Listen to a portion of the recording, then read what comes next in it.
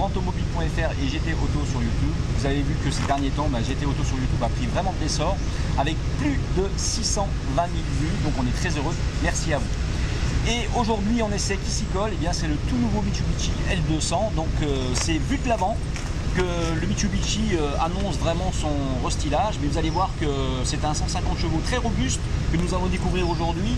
On n'a pas été n'importe où, on a été du côté de l'usine de Didier et vous allez voir que le véhicule est performant et il sait quasiment tout faire.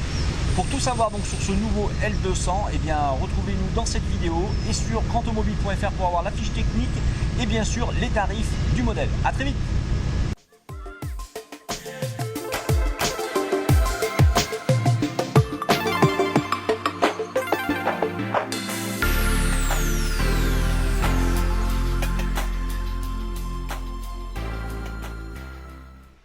C'est vu de l'avant que le L200 version 2019 marque le plus son changement. Fini les rondeurs et la calandre verticale, voici venues les lignes tendues, les effilés et une calandre horizontalisée, baptisée d'ailleurs Dynamic Shield.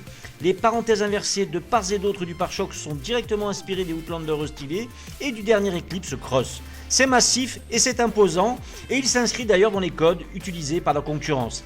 Départ pour un jogging puissant et musclé sur les routes de DJ.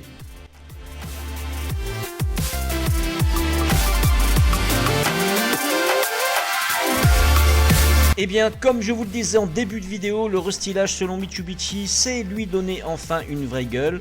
Ce nouveau L200 a clairement une personnalité, avec sa face avant affichant maintenant sa robustesse, bien plus expressive que l'ancienne génération.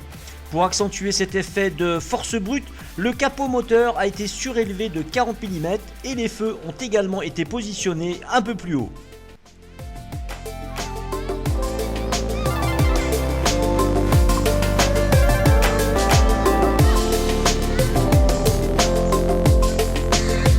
De flanc, on remarque les plus grandes jantes, 18 pouces, ainsi que les marchepieds plus larges, imposants par ses dimensions, 5,21 m dans sa version Club Cabine, plus 2 cm par rapport à l'ancien modèle. Ce L200 n'est en revanche pas plus large que son prédécesseur, malgré les apparences.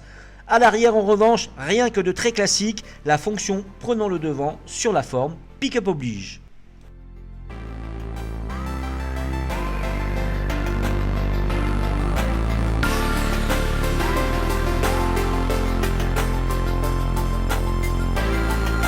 Avec son châssis renforcé, ses nouvelles suspensions à 6 lames et sa transmission 4x4 complète et performante, cette voiture grimpe cependant littéralement aux arbres hors des sentiers battus.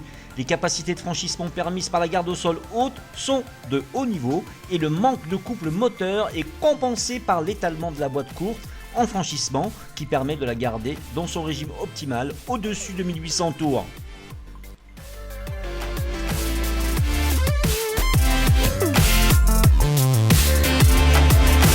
Avec ses 4 modes de conduite, tous disponibles via une petite molette, tout est pensé pour le franchissement, la motricité, les angles d'attaque et de fuite ou encore le système de freinage automatique en descente.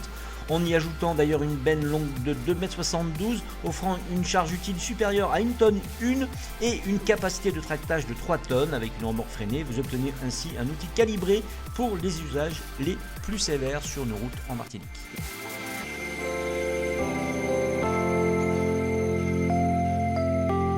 Presque entièrement composée de plastique rigide, la planche de bord est dépourvue de fioritures, mais semble en même temps capable d'encaisser les utilisations les plus sévères.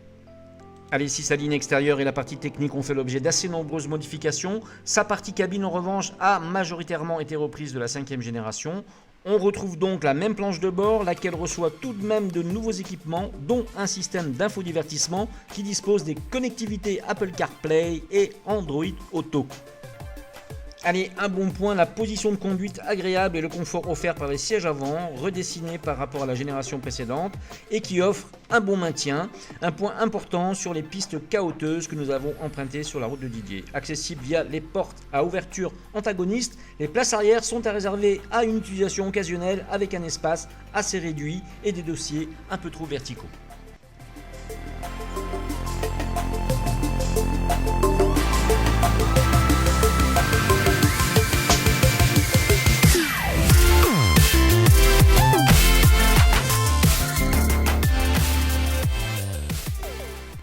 Ce baroudeur, en conclusion, ce baroudeur des chemins et des mornes, ce L200 offre des prestations routières tout à fait correctes. Le vrai terrain de chasse du nouveau pick-up Mitsubishi, c'est bien sûr le off-road, donc où il dispose de sacrées aptitudes et sur les aspects pratiques, il démontre des capacités assez remarquables. De fait, tout ce qu'on attend d'un vrai pick-up.